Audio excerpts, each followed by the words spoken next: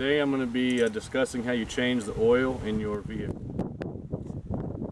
And who I have today for my crowd. Alright, to start out, you're going to need a jack and some jack stands. I've already got the vehicle in the air. Basically what you do is there's a ball right here. And what you do is you bring the jack and you stick that ball right in the center of this right here, and you're going to jack it up. Once the vehicle is jacked up, what you want to do is you're going to put jack stands on each side that supports the vehicle. And another thing that's big to get that jack stand out of the way is because it'd be sitting right here and it would actually impede us from being able to put an oil pan reservoir underneath to catch all of the fluid. Once the vehicle is up in the air, you just need to get a ratchet like this here. This is just a 1/2-inch drive ratchet with a 14mm socket. You want to break this nut loose right here.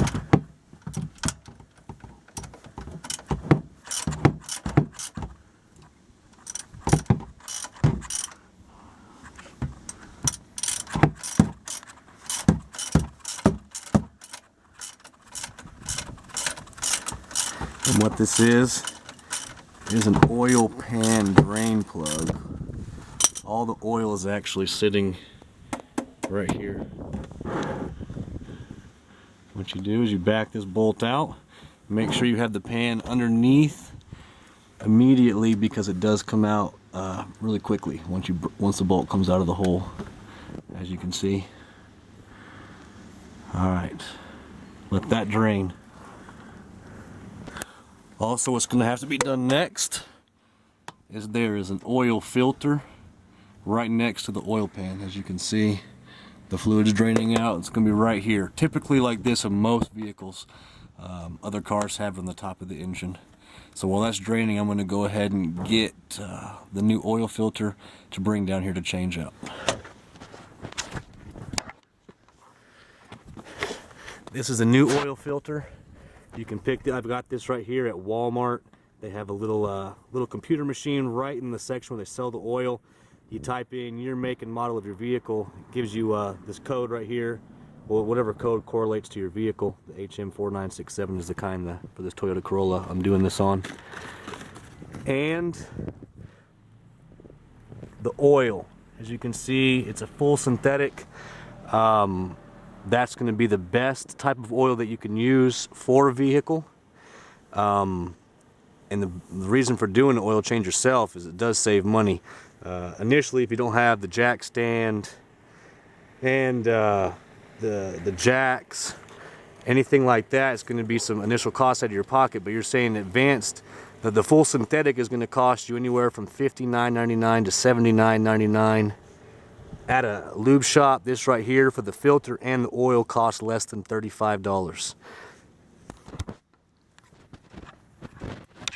So I'm just going to go ahead and get this out of the package. One thing you have to do with a new oil filter is there's a rubber piece that goes around. You lubricate that, and what that does is it allows a seal to be made when you install the new oil filter. This right here, the cheapest way to go about it, it's a 5-quart jug. This vehicle takes 4.4 quarts. This right here, 99 cents at Walmart, it holds 4 quarts, so when I fill it up, I'm just going to pour it in here and measure it as I need to.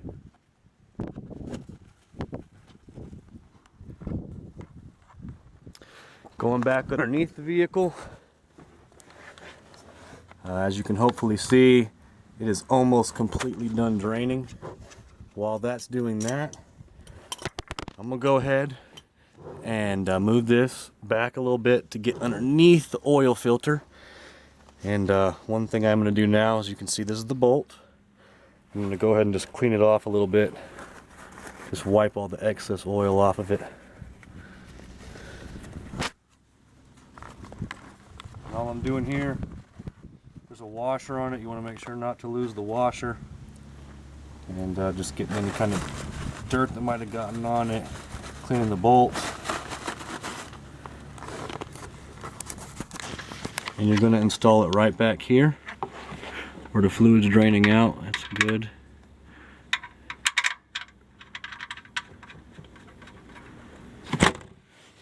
Make sure you always start a bolt with your hand. If you just automatically put it in with a ratchet or anything like that, you have the propensity to strip either the bolt, or worst case scenario, you're going to strip the threads inside this pan, and you're going to have to replace that oil pan. Go ahead and give it a little, you want to tighten it down. You want to make sure it's nice and snug, but not too tight. That's about good right there. Next, gotta change the oil filter out like I just was showing you. All you do is you twist it. When I put it back on, I'll show a way to make sure you don't over tighten it, because when you over tighten it, you'll actually have to use a tool, oil filter wrench. It actually wraps around the oil filter. It's only when they're on there extremely tight. Here's a new oil filter. Like I said, make sure you lube this seal right here. Just lube around it. As you can see, there's a hole. Look at the hole right there. That's how it's gonna fit right in there. But before I do that, I'm gonna get all my excess oil that's coming down off of that and probably wipe down this ring around it. That's what that rubber piece that we lubed on the oil filter is gonna seal with. So you just want to make sure there's no dirt or debris on it. Get it clean, like so. You grab your new one, you're just going to put it on. Hand tighten. Now, to make sure you don't over tighten it, it's right when it starts getting tight, just give it like a half a turn. Like right so. Don't tighten it until you can't tighten it anymore, because then if you've done that, you've already gone too far. And the next time you're gonna have a real challenge getting that oil filter off. So now we're done down here. Drain bolt, tighten back up. New oil filter on, oil filter in here, oil in here. Going back. Now that we're done down here, like I was just showing you, drain bolt put back in, the new oil filter put back in. Kind of scoop that out. And like I said earlier, this vehicle takes 4.4 quarts. This is a 4 quart thing. This is 5 quarts, so obviously I need to measure it out here before putting it in. You never want to overfill your oil. It could seriously damage your engine. Also, you never want to underfill it. It's really good to always maintain your levels of fluid. Oil is something that every vehicle burns oil. New cars obviously not as much. Older cars are going to burn some, so just keep track of it. I mean, if you're checking your dipstick and the oil's not on level, and you don't see any drippings of it, it's because it's actually burning it off, and it's somewhat normal. But if it gets to an excessive amount, then obviously you have to have a rebuilt motor.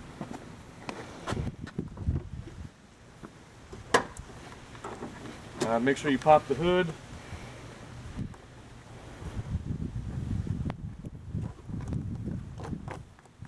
Take off the cap for the oil. Usually put it right here. Make sure you don't lose it, because you can't shut the hood without this being there. I mean, with this being in the way.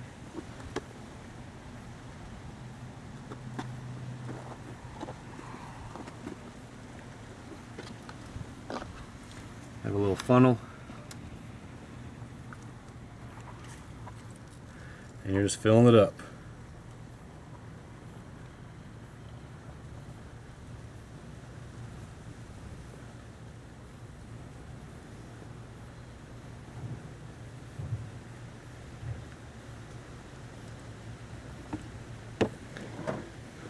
Like so. Like I said, this takes 4.4 quarts. That was only 4. So what I'll do here in a moment is I'm actually going to fill about another almost another half a quart up into here, and then put the cap back on, start the engine, let the oil process through the system, turn the vehicle off and let it sit for maybe 5 or 10 minutes, and then what you're going to want to do, check your oil level. Get you any kind of rag.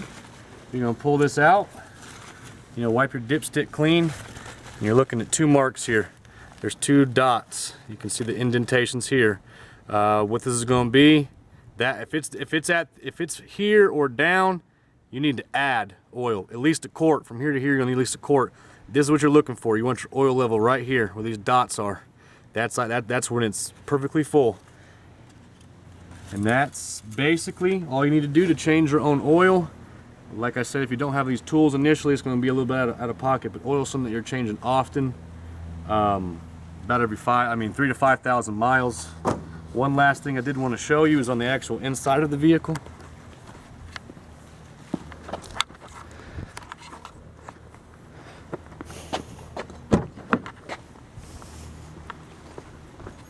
Thank you. This is a 2006 model. My car's a 2000, doesn't have this option, but check this right here. When you get the car started up, it's actually gonna, this one will go, this red one will go away, but this maintenance required, don't get freaked out by it. It's not a check engine. Maintenance required is actually established by the dealership. What it is it actually is letting you know you need your oil changed. If you don't have this maintenance required thing, all I do is I set my trip B.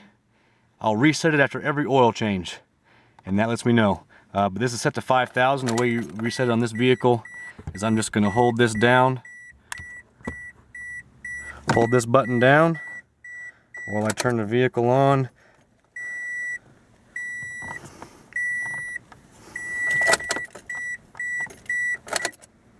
Wait till you see those dashes. The dashes will then tick down, go away, reset. As you can see, maintenance required, no longer there. And then you're good to go. It'll come back on at 5,000 miles. Again, disregard this. That's only on because the vehicle is actually not started. It's only in the ACC mode. So thank you for watching, and I hope that helps you guys out to change your oil.